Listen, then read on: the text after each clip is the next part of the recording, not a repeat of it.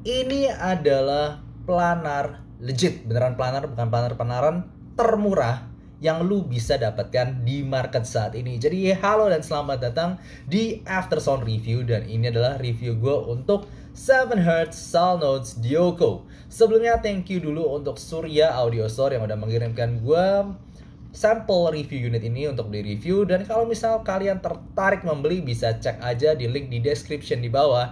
Dan kalau kalian tertarik untuk membeli berbagai barang hi-fi ayam lainnya, bisa cek aja untuk Tokopedia Surya Audio Store, karena mereka menyediakan berbagai brand hi-fi ternama yang buat gua mantap, seperti Tin Hi-Fi, Shure, kemudian Dunu, dan juga 7Hz. Oke, langsung aja kembali ke pembahasan. Seperti biasa, gua akan breakdown review ini mulai dari build, fit, frequency response, suara, dan perbandingannya.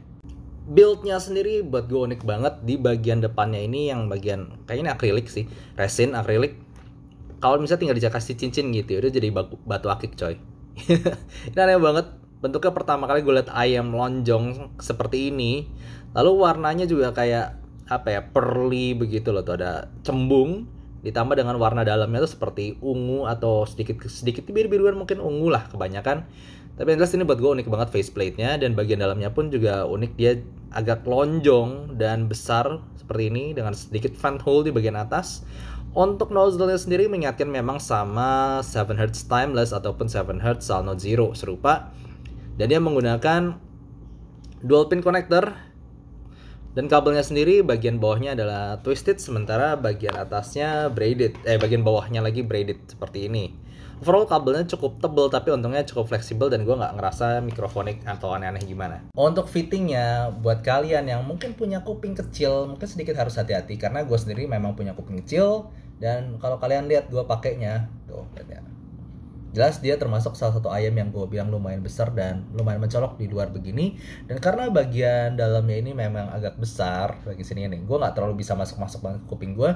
Jadi kalau misalnya mungkin kalau gue gerak kayak gini itu agak nggak terlalu stabil, walaupun gue pakai eargate-nya ini, dan sedikit goyang. Tapi untuk kalian yang kupingnya lebih besar, kayaknya sih nggak masalah. Ini kuping gue kecil, jadi bagian sininya kurang masuk aja.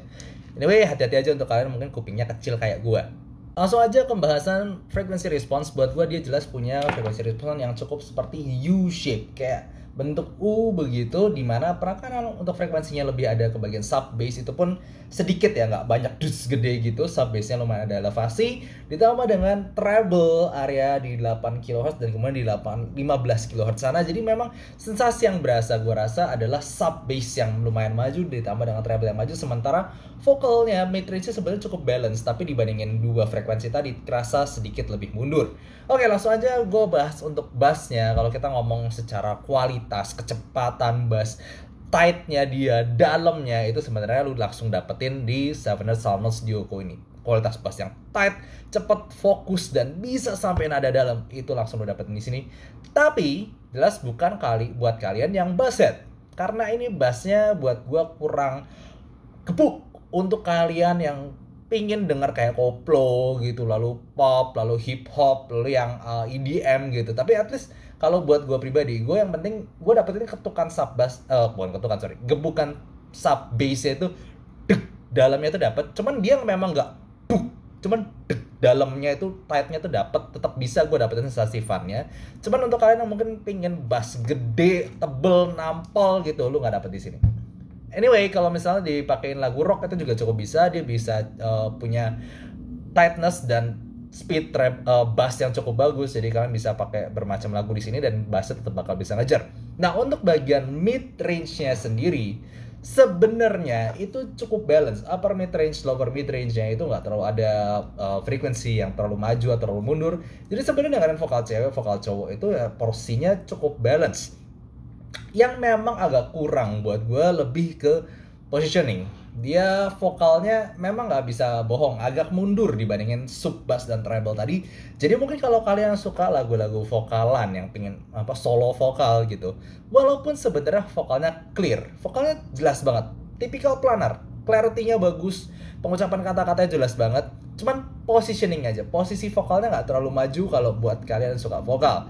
Dan juga ditambah dengan karena adanya treble pick di 8 dan sampai 15 kHz sana, ini bikin kadang-kadang pengucapan S itu bisa lebih maju, lebih ke emphasized di lagu-lagu terutama yang rekamannya nggak terlalu bagus, jadi bisa membuat kesan agak tipis di bagian mid range vokalnya tadi. Cuman anyway sebenarnya ya buat gue oke-oke aja. Sebenarnya agak kurangnya memang di lebih ke positioning. Nah bagian treble ini sebenarnya kalau kalian mau cari treble yang di harga 1 jutaan, yang paling extended, clear gitu, jelas banget treble atasnya, gue kayaknya nggak kebayang ayam lain deh. Ini yang paling bisa nyampe tinggi banget, clear, tapi nggak super nyakitin gitu. Memang pedes-pedesnya ada, gue nggak bohong. Itu ada kayak nya dikit kalau dengerin kayak simbal gitu. Tapi buat kuping gue masih toleransi itu, gue nggak nyampe super sakit lah. Intinya gue masih bisa dengerin lama. Cobain kalian dengerin lagu macam Lindsey Stirling gitu, atau lagunya beberapa yang ada violinnya banyak ataupun simbalnya banyak, itu mungkin bisa kedengeran dia punya treble yang sampai tinggi, cuman memang nggak super apa ya, bisa dibilang nggak sampai nyakitin banget lah, simply buat gue clearnya dapat banget. Jadi untuk yang kalian suka yang treble mungkin bisa dicoba banget untuk Seven Hertz Salnotes Dioko ini, karena selain itu gue nggak terlalu kebayang extension treble yang oke, clear, jelas, dan clear note definitionnya bagus di harga segini.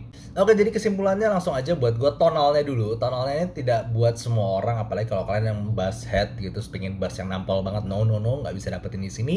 Ataupun kalian pengen vokalnya maju banget, nggak juga dapat di sini.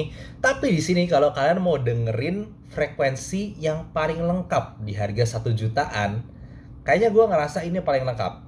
Terlepas dari positioning tadi ya, gue ngerasa gue dapetin sub bass, gue dapetin mid bassnya juga masih kerasa, lalu sampai vokal, terus sampai naik upper treble dan upper treble, itu gue ngerasa semua frekuensi gue bisa dengarkan dengan baik di Seven Hertz Salnotes Dioko ini. Jadi simplinya dia frekuensi terlengkap mungkin yang gue bisa denger di harga segini. Nah kalau misalnya kalian mau ngerasa sensasi wow-nya, mungkin ada salah satu lagu yang bisa ini lagu cukup pop juga, tapi punya sub bass yang mantep, vokal yang clear banget di Salnotes Dioko ini, dan juga treble kitikan ces-ces-ces-nya itu juga berasa banget. Bisa dicoba untuk lagu Takara Mono dari Garnidelia, buat gue itu cukup menunjukkan kelebihan dari Seven Hertz Salnotes Dioko ini. Nah kalau kita ngomong teknikal, memang planar nggak bohong. Di sini resolusinya, detailnya itu lu dapet semua, apalagi di rekaman yang bagus. Itu detail rekamannya tuh lu dapetin semua di sini, ditambah staging lumayan megah, kanan kirinya tuh lumayan luas dari Seven Hertz Salnotes Dioko ini. Cobain dengerin lagunya Foreplay atau The Rippingtons, itu lagu-lagu yang rekamannya bagus, atau rekaman Chesky gitu. Gua rasa lu bakal ngerasa wih, di harga segini ya memang nggak bohong, ini yang paling detail, yang paling resolusinya tinggi di harga 1 jutaan. Very impressive Salnotes Dioko. Oke, sekarang langsung aja ke direct comparisonnya, karena pasti banyak yang tanya gimana dibandingkan dengan semacam Dino Titan S. Ini juga salah satu favorit gue di harga 1 juta, sampai sekarang salah satu favorit gue. Nah buat gue Dino Titan S ini lebih netral, nggak se U-shape di sini ya. Itu lebih dapat vokalnya dan treble-nya tidak setinggi Salnotes Dioko ini. Jadi in terms of frequency sebenarnya gue lebih enjoy gue dengan vokalan di sini. Cuman nggak bohong, untuk dengerin lagu yang kompleks atau lagu yang orkestra gitu ya, tetap gue dapetin nada-nada lebih lengkap, terutama nada atas itu di Salnotes Dioko ini. Cuma kalau dengerin vokal ya Dino Titan S ini gue dapet lebih baik.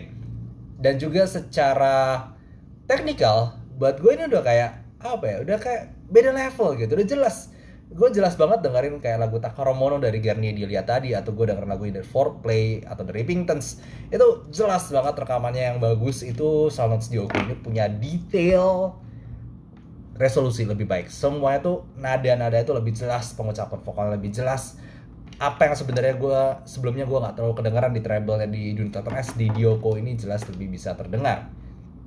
Kalau bisa dibandingkan dengan 3 Point Olina yang juga gue puji secara teknikalnya di harga 1,5 juta, buat gue 3 Point Olina itu lebih harmonish, jadi mungkin memang lebih maju di bagian mid range, upper mid range-nya maju banget.